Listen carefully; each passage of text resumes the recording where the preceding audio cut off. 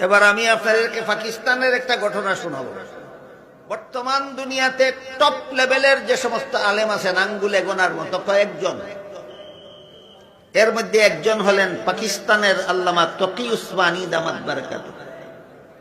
তিনি এক সময় পাকিস্তানের শরিয়া আদালতের প্রধান বিচারপতি ছিলেন। আল্লামা তকি উসমানী পাকিস্তানের শরিয়া আদালতের প্রধান বিচারপতি থাকা অবস্থায় এক বক্তৃতায় তিনি বলেছিলেন, ইসলামী আদালতে চোরের চুরি সাব্যস্ত হলে হাত কাটার হুকুম দেওয়ার দায়িত্ব আমার, কিন্তু আমি বিচারপতি হওয়ার পর থেকে একদিনও কোন চোরের হাত কাটার হুকুম দেওয়ার সুযোগ পাইলাম না। কারণ চোরকে আদালতে হাজিরই করা হয় না, থানায় পুলিশেরা ঘুষ খাইয়া চোরকে ছেড়ে দেয়।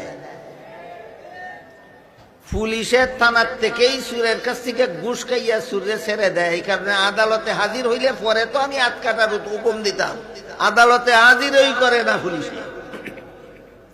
পাকিস্তানের সবগুলি থানার পুলিশ অশিক্ষিত, মূর্খ না শিক্ষিত?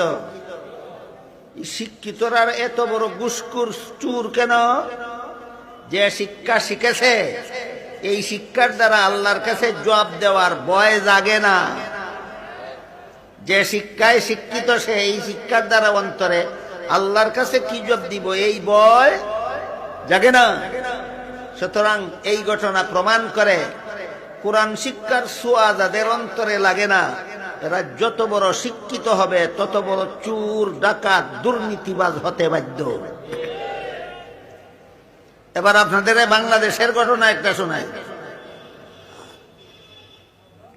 আজ থেকে মনে হয় 40 থেকে 50 বছর আগের কথা।